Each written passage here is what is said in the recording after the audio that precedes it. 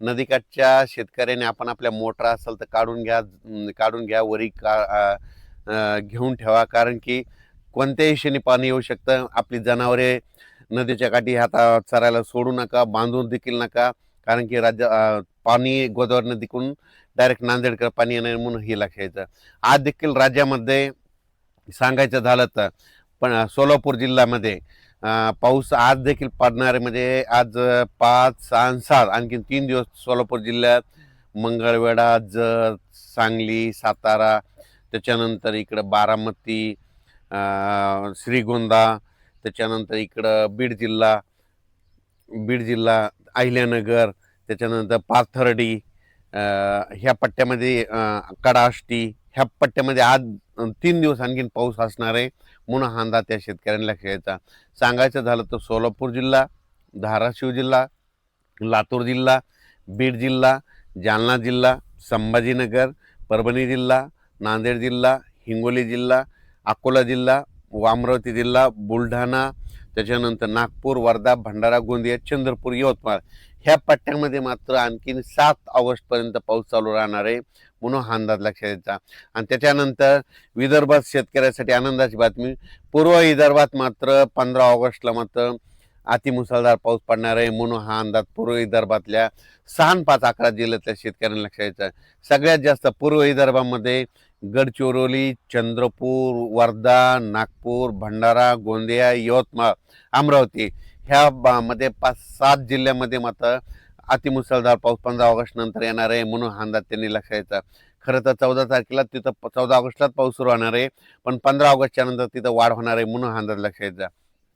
ते कमी दाबाचा पट्टा वरतून जात असल्यामुळं विदर्भात पाऊस जर पडत असला तर काय होणार आहे, मराठवाड्यामध्ये रिमझिम पाऊस असणार आहे म्हणून हा अंदाज देखील सर्व शेतकऱ्यांनी लक्षात घ्यायचा. राज्यात सांगायचं झालं तर आज देखील परभणी जिल्ह्यात देखील दुपारपर्यंत ऊन पडेल आणि परभणी जिल्ह्यात देखील दुपारनंतर पाऊस सुरू होणार आहे म्हणून हा अंदाज परभणीकरांनी घ्यायचा. जालना जिल्ह्यात देखील तशीच परिस्थिती राहणार, दुपारनंतर सरी चालू राहतील म्हणून हा अंदाज लक्षात घ्यायचा. त्याच्यानंतर संभाजीनगरकडे देखील सरी चालू राहतील म्हणून हा अंदाज लक्षात घ्यायचा. बीड जिल्ह्यात देखील सरी राहतील म्हणून अंदाज लक्षात घ्यायचा. लातूर जिल्ह्यात देखील सरी चालूच राहतील म्हणून हा अंदाज लक्षात घ्यायचा. नांदेडकडे देखील सरी चालूच राहतील. नांदेड जिल्हा जरा नांदेड, धर्माबाद, बिलोली, तेलंगणा, डोंगळी तहसील त्या परिसरामध्ये थोडा जास्त पाऊस असणार आहे म्हणून त्यांनी अंदाज लक्षात घ्यायचा. त्याच्यानंतर इकडं यवतमाळ जिल्ह्यात देखील सरी चालू राहतील. हिंगोली जिल्ह्यात देखील सरी चालू राहतील. वाशिम जिल्ह्यात देखील सरी चालूच राहतील म्हणून हा अंदाज लक्षात घ्यायचा. आणखीन जवळपास सांगायचं झालं तर 3 दिवस म्हणजे आजचं 5 ऑगस्ट, 6 आणि 7 ऑगस्ट 3 दिवस असाच विखुरलेल्या स्वरूपाचा पाऊस पडणार आहे. सर्वदूर नसणारे अर्ध्या घंटाचा, 10 मिनिटाचा, 5 मिनिटाचा अशा सरी येऊन जातील म्हणून हा अंदाज लक्षात घ्यायचा.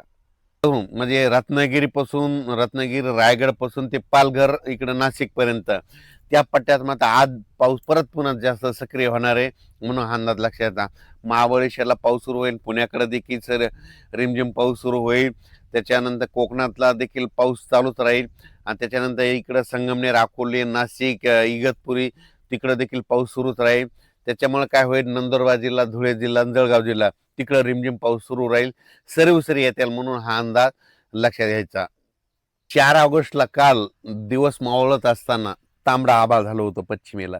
ज्या ठिकाणी झालं ना तिथं 72 घंट्यात त्या ठिकाणी वरुणराजे हजेरी लावणं हे वाटल्यास निसर्गाचं कारण हे लक्षात ठेवा. तुम्हाला सांगू इच्छितो, इंदापूर, पुणे, त्याच्यानंतर इकडं पंढरपूर, सोलापूर, त्याच्यानंतर इकडं बीड जिल्हा, लातूर जिल्हा, जालना जिल्हा, परभणी जिल्हा, बुलढाणा जिल्हा, अकोला, अमरावती, यवतमाळ, हिंगोली, वाशिम, नांदेड, त्याच्यानंतर वर्धा, नागपूर, भंडारा, गोंदिया, चंद्रपूर, यवतमाळ ह्या पट्ट्यात मात्र आणखीन 3 दिवस सारखा पाऊस चालू राहणार आहे म्हणून हा अंदाज लक्षात जा. म्हणजे असा एकदम दिवसभर चालू नाही राहणार, फक्त सरी येत्या.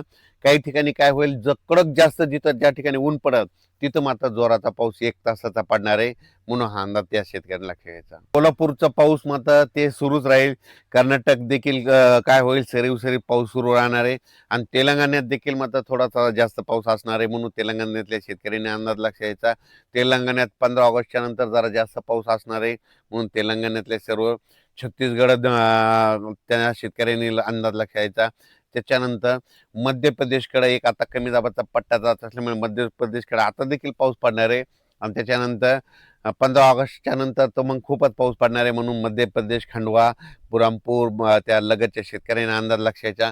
आणि विशेष म्हणजे मोर्शी तालुक्यामध्ये थोडाफार पाऊस कमी पडलेला आहे. तिथं आणखीन वडे नाले वाहिले नाही.